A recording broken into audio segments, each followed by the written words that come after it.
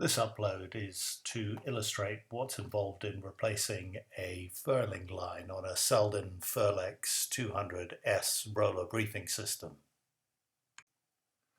Whilst furling our Genoa, the furling rope came detached from the drum. We carried out the work whilst the boat was tied up on a pontoon. The first job is to remove 3 screws on the silver Furlex C-shaped section and retain the pieces. Once you remove the stainless steel case, the one where Furlex is written on in the image, that will expose the drum itself, and here you see a stainless steel screw and a circular hole, and the circular hole is the hole in which the furling line is inserted to, and this is where ours popped out from. The next task is to open up the inner portion of the drum. This is done by inserting a screwdriver into a slot that you can just see to the left of the stainless steel screw and gently prising apart the black composite interior of the drum, and then the drum comes off in 2 pieces. The force required to split the interior drum is fairly considerable, but it is designed to come apart, so don't be afraid. You will need to use a considerable amount of force. And once opened, you can see the 2 halves of the drum, and you can see the stainless steel plate, and this is where the furling line should normally be inserted.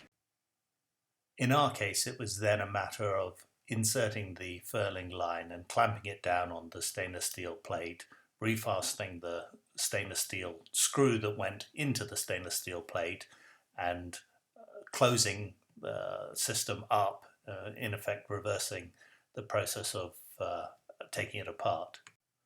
Once again, this is all easier said than done, because actually clicking everything back together is quite difficult, and you can see the gap that presented itself on the outer ring, and it took us a little while to close the gap up. At one point there were 3 people all trying to help with this, and we put a rope around the drum and tried to use a kind of a tourniquet type system to snug that all up, and that seemed to work well. You can just see the red rope down in the bottom right of the picture that we used.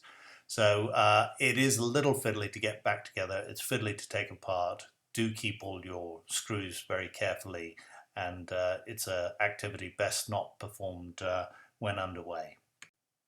I suggest you Google for a Selden Furlex manual. There's a very good website, and there's a manual which is about 50 pages long, and it has exploder diagrams, and that's worth referring to before you embark on the project.